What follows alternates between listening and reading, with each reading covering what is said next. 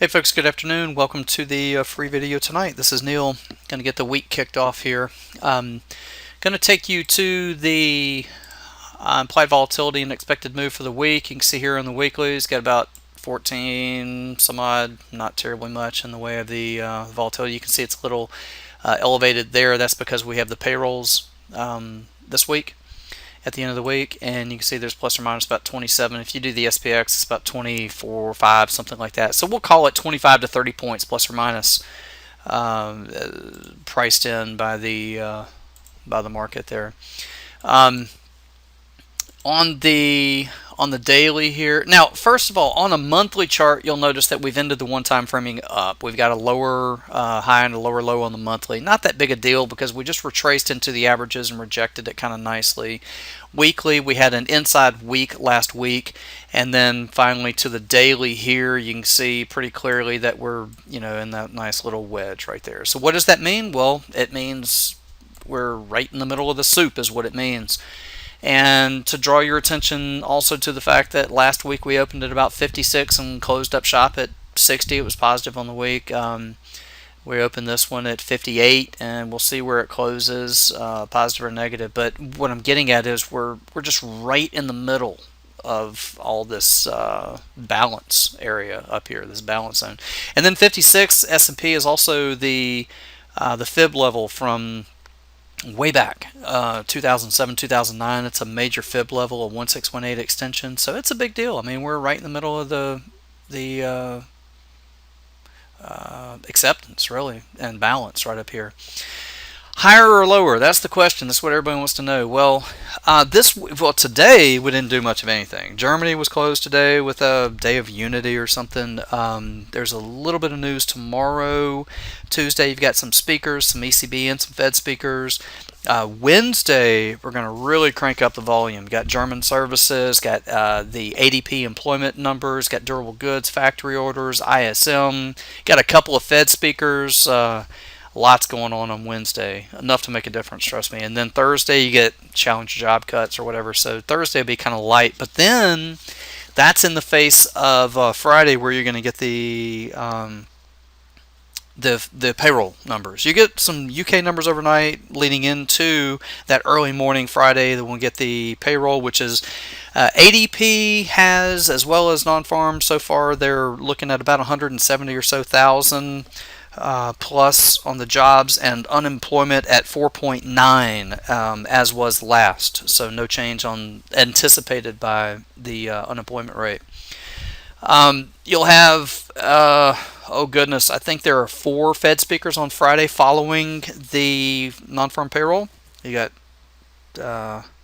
yeah, I think there are 4: Fisher, Mester, George, and Brainerd. So you got about 4 speakers on Friday. So there's enough on the calendar this week to cause to act as a catalyst to cause some repricing here. What I find interesting, and the expected move that's priced in. What I find a bit interesting is on this monthly, we've watch these closes. Here, starting back here, you got to close at 2043, then you got to close at 2080, then you got to close at 2084, 83.75, whatever. Got to close at 2161 and some change. Got to close at 2163, and then whoops, 2160 with a lower high, a lower low, and a lower close. Now that gets my attention a little bit.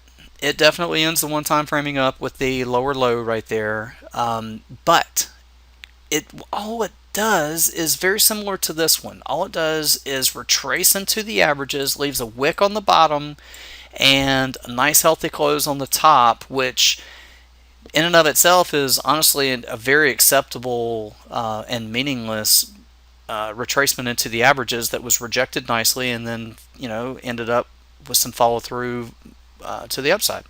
And that's what we've got here is another retracement, wick on the bottom, a nice healthy close on the top. And so what you would anticipate would be some more of that, and that is what I'm looking for. Honestly, it does not mean that we can't do that by way of first a nice healthy retracement, and when I point down here, I'm really not pointing that low. I'd say if it does really, retrace a nice healthy retracement, it'd be something like 2080 would be my target area for the shorts if they get a hold of this thing. We'll see, but I like the market. I think that the retracement into the averages was handled nicely. It was a buying opportunity that was bought on the averages and bid up nicely for the close. We'll see if we can muster some follow through from there. What it's going to take, in my estimation, is the sustained closes above this 21, say 45.50 area right in here, really about 45 or so, 45.50, and we'll keep this thing together and keep it alive. I'm looking for a little volatility this week, certainly. On the numbers, especially at the end of the week, you've got some speakers and some news during the week that can have this thing hop around a bit. And from there, let me hop over to. I hope this helps. I mean, I'm looking until it's broken. I'm not trying to fix it, and it's not broken. A couple closes below, say 21.45, we'll have to talk about some downside targets. But absent that, if it ain't broke, don't fix it, kind of thing. So from here, let me hop over to the premium video. We got a bunch of stuff to look at over there. Treasuries made a fantastic target. Crude is still holding it together and on a sustained uptick. The grains came alive today. Corn on a pretty decent uptick of almost 3%. The beans, 2% up 20 cents today. We had a nice buy level in there for the if in the event of the uptick, and it did happen today. Got some things going on over there, so let me hop over there and do that. Till I'm with you again, let me wish you good trading, and look forward to being with you again soon. Take care.